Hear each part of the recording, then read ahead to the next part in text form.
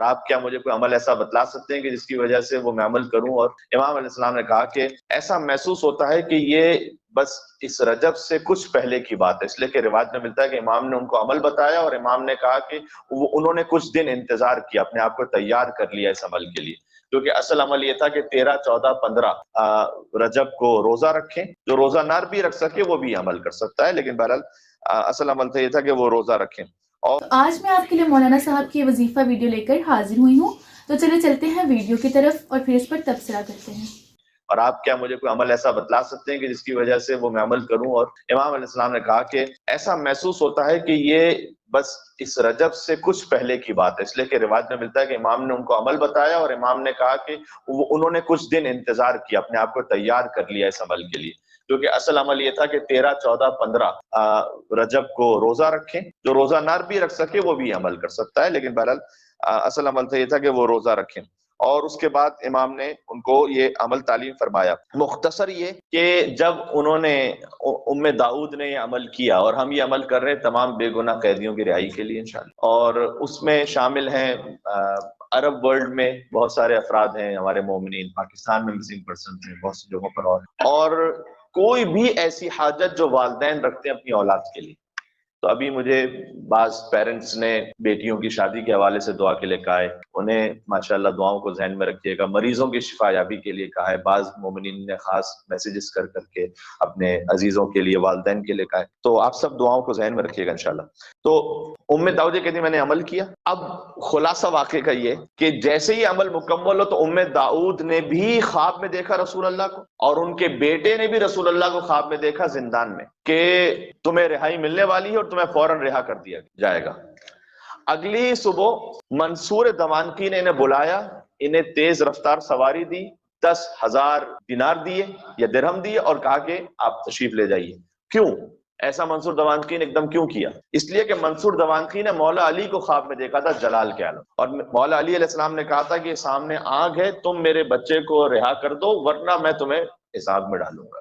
تو یہ تو بات ہے کہ اگر ویسے تو خیر سب ایک ہی نور سے ہیں، لیکن اگر بات کہنے کو کہی جائے تو حضور جمال خدا کے مظہر ہیں اور علی جلال خدا کے مظہر ہیں۔ تو وہ جو جمال کے مظہر تھے وہ آئے داؤد کے خواب میں، اور جو جلال کے مظہر ہیں وہ آئے منصور دمانقی کے، کہ تجھے عذاب ہوگا، اور اس کے بعد اسے منصور دمانقی کو رہا کرنا پڑا۔ تو مختصر یہ کہ اسے عمل ام داؤد اس لیے کہا جاتا ہے۔ حالانکہ امام صادق علیہ السلام نے تعلیم فرمائی، اس کی بالکل مثال ویسی ہے جیسے دعائے کمیل مولا علی نے تعلیم فرمائی ہے، لیکن مشہور ہے دعائے کمیل۔ اس طرح سے ام داؤد عمل جو ہے وہ امام جعفر صادق نے تعلیم فرمایا، لیکن مشہور ہے ان کے نام سے، لیکن انہیں تعلیم فرمایا۔ اور جو عمل ہے وہ اس طرح سے ہے کہ خضوع و خشوع کے ساتھ ظہر اثر کی نماز پڑھیں، اور ایک ایسی جگہ بیٹھ جائیں جہاں سے توجہ نہ ہٹ سکے، یعنی کوئی دنیاوی طور پر کوئی توجہ ادھر ادھر نہ جائے، اور نماز کے بعد قبلہ رخ ہو کر ان صورتوں کو پڑھیں۔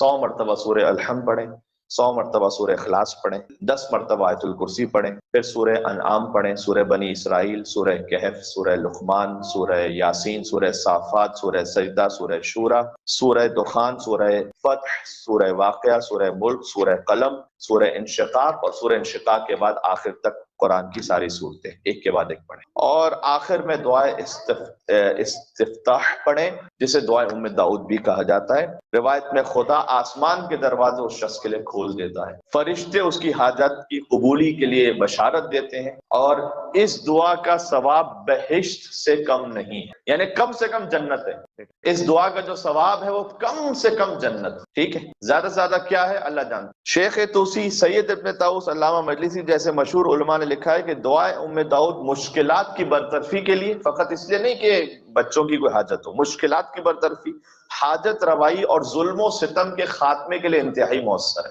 آپ سے گزارش ہے کہ مل کے صلوات دیجیے گا اس دعا کی عظمت پر، اللہم صلی علی محمد و آل محمد۔ اچھا، یہ تو وہ صحیح تفصیلی اور اصل طریقہ ہے جو انشاءاللہ ہم یہاں انجام دیں گے، لیکن میں معلومات کے لیے آپ کے بتا دوں کہ امام علیہ السلام نے یہ بھی کہا کہ اگر تم ان سوروں کو صحیح طرح سے نہ پڑھ سکو، یا اتنی گنجائش نہ ہو کہ اتنے سارے سورے ظاہر پڑھنا نہ پڑھ سکو، تو ایک اور عمل امام نے بتایا کہ جو اور روایات میں آیا ہے کہ مثلاً 100 مرتبہ سورہ الحمد، 100 مرتبہ سورہ اخلاص، 10 مرتبہ آیت الکرسی کے بعد 1000 مرتبہ قل هو اللہ احد پڑھ لو ان سوروں کے بجائے، 1000 مرتبہ قل هو اللہ احد پڑھ لو. پھر ایک شیخ مفید نے لکھا کہ اگر 1000 مرتبہ بھی نہ ہو سکے تو 100 مرتبہ دوبارہ سے قل هو اللہ احد کو پڑھ لیں. تو یہ کچھ اور طریقے بھی بیان کیے گئے ہیں روایت میں، لیکن انشاءاللہ ہم یہاں پر ظاہر ہے کہ جو ایک پورا پراپر طریقہ ہے اس کے مطابق اس کو انجام دیں گے آپ سب کی مدد سے انشاءاللہ. مل کے صلوات بھیجیے گا محمد اور آل. تو جی امید کرتی ہوں کہ آپ نے ویڈیو دیکھ لی ہوگی اور وظیفہ آپ کو سمجھ میں آ گیا ہوگا. تو چلیں آج کے دن کے کچھ خاص وظائف میں آپ کو بتاتی چلوں. روزانہ کی دعا اور زیارت میں آج میں آپ کے لیے بروز جمعرات کی زیارت لے کر حاضر ہوئی ہوں. آج کا دن امام حسن عسکری علیہ السلام سے منسوب ہے. آج آپ علیہ السلام کی زیارت پڑھی جائے. دعا بروز جمعرات منقول از امام زین العابدین علیہ السلام. ذکر نمبر 1 لا الہ الا اللہ المالک الحق المبین 100 مرتبہ. ذکر نمبر 2 یا رزاقو 308 مرتبہ. اگر آپ کو ہماری ویڈیوز پسند آئے تو ہمارے چینل کو لائک شیئر سبسکرائب کرنا مت بھولیے گا اور بیل آئیکن کو لازمی پریس کریے گا تاکہ ہر نئی آنے والی ویڈیو آپ تک پہنچ سکے. اور کسی بھی قسم کی کوئی حاجت کوئی وظیفہ جاننا ہو تو آپ کمنٹ میں ہم سے رابطہ کر سکتے ہیں. جزاک اللہ.